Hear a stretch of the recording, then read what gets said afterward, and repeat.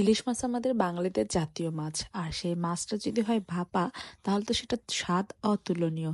তো আসসালামু আলাইকুম এভরিওয়ান, সবাই কেমন আছেন? আশা করি সবাই ভালো আছেন। আলহামদুলিল্লাহ, আমিও খুব ভালো আছি। আমার ডেইলি লাইফে ডেইলি ভ্লগে সবাইকে স্বাগতম। না, আজকে কোনো খাওয়া দাওয়া থেকে শুরু করব না, তবে খাওয়া দাওয়াটা কিভাবে বানায় আজকে সেটার থেকে শুরু করব। তো আমি সকালে নর্মালি তো রুটি খাই, কিন্তু অনেক সময় ম্যাক্সিমাম ভাতও খাই।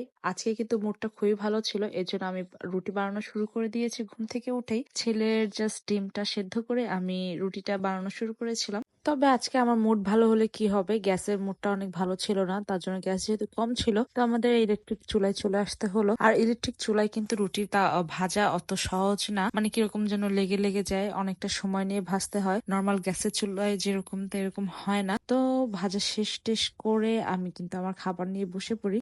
এর মাঝে কিন্তু আমার ছেলের খাবারটাও আমি রেডি করি। আর এই যে দেখেন বরফ আলা পানি, আমার কিন্তু ইদানিং আবার বরফ আলা পানি খাইতে মন চায়, আই মিন আইসক্রিম আর ঠান্ডা পানি। তো আমি ফ্রিজে দিয়ে রাখি ঠিকই, কিন্তু পরে ভুলে যাই। তো আমার ছেলে আর আমি চলে যাচ্ছিলাম ছাদে। আজকে আমার ছেলে পুরোটা সময় জুড়ে আমার সাথেই ছিল, আমি যেদিকে যাচ্ছিলাম ও সেদিকে যাচ্ছিল। যদিও আজকে আমার ক্লাস ছিল না, তবুও কেন এরকম করতেছিল জানি না। আর এই যে দেখো এই বিল্ডিংটা শব্দে যে কিরকম লাগতেছিল, ফাইনালি বিল্ডিংটা হয়ে গিয়েছে, তো ভালো লাগতেছে। আর এরকম ছাদে কাপড় শুকা দেওয়া শেষ হয়ে গেল। আর এদিকে দেখেন আমার ছেলেটা, সে কাপড় শুকা দিবে, সেও শিখতেছে। মানে কি বলবো, আর আর বাচ্চারা যে কাজ করতে চায় তাদের কাজে বাধা দিতে হয় না, তো আমি বাধা দেইনি। শিখতেছে যখন শিখুক, লাইফে সবকিছুই শেখার দরকার আছে, তাই না?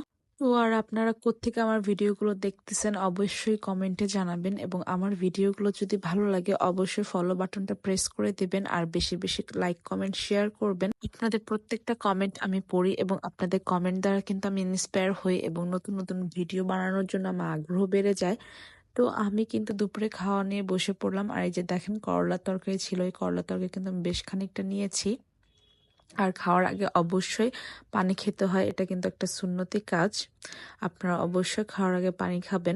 আর আমার খেতে খেতে মনে হচ্ছিল বোম্বাই মরিচটা মিস করছি, তো আমি বোম্বাই মরিচ নিয়ে খাওয়া শুরু করেছিলাম। আর আজকের খাবারের মেনুতে ছিল এই করলার তরকারি, করলা দিয়ে ছোট মাছ। আমার কিন্তু এটা খুবই পছন্দ, আর বেগুন ভাজি, এই দুটাই আমার কিন্তু খুব পছন্দ। কিন্তু বেগুন খেতে খেতে মনে হচ্ছে এটা খুবই মিষ্টি ছিল, তো আমার মনে হলো এটা বোম্বাই মরিচ ছাড়া জমছে না। তো খাওয়া দাওয়া শেষ করে সন্ধ্যায় বসেছিলাম, আর মনে হচ্ছিল কেন সন্ধ্যাটা পার হচ্ছে না, শীতকালটা চলে যাচ্ছে কিন্তু বোরিংনেসটা তার কমতেছে না। আর এগুলো ভাবতে ভাবতে রাতের খাবারের সময় হয়ে যায়। আম্মু ইলিশের ভাপা তরকারি করছিল, আমি সেটাই দেখছিলাম।